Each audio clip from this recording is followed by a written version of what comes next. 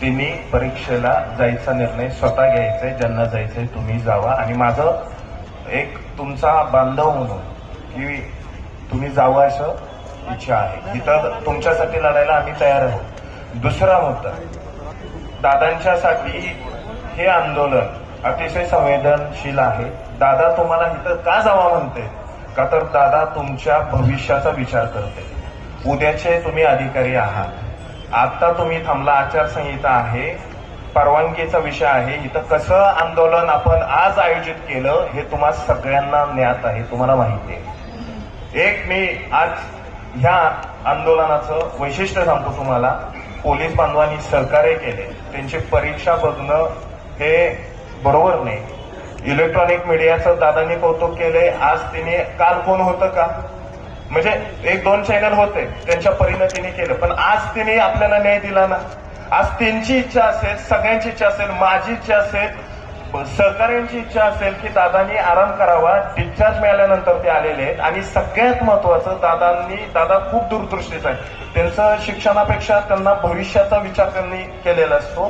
त्यांच्या मनात एकच आहे की जर का पोलीस प्रशासनानं तुमच्यावर गुन्हे दाखल केले तर तुम्हाला नियुक्ती भेटेल का.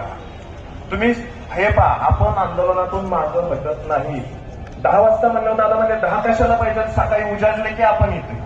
आणि ते काही झोपणार नाहीत. मी पूर्णपणे ओळखतोय. दादानी विनोदाचा मागाशी बाग म्हणला की हे तुमच्यातलंच आहे का म्हणून. मी पूर्ण दादांना ओळखतोय. दादाचा स्वभाव मला माहिती आहे. दादा रात्रभर कुठल्या मंत्र्याला आणि कुणाला झोपून देणार नाही. फक्त माझी विनंती आहे, या आंदोलनाला गालबोट लागता कामा नये. जर का असं काही झालं तर परत भविष्यात पुढे येऊन अन्यायाला वाचा फोडण्याचं काम कोणी नाही करणार.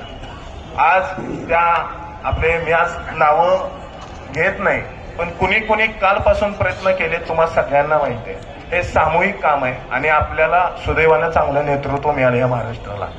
आपापल्या घरी रूमला जावं. ज्यांना गावचे सेंटर आहेत त्यांनी गावी जाण्याचा निर्णय घ्यावा. कुणाची परीक्षा मी स्वतः कामा नये.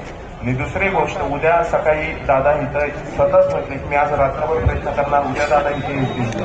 परत आपण नव्यानं उद्या आपण प्रयत्न करूया.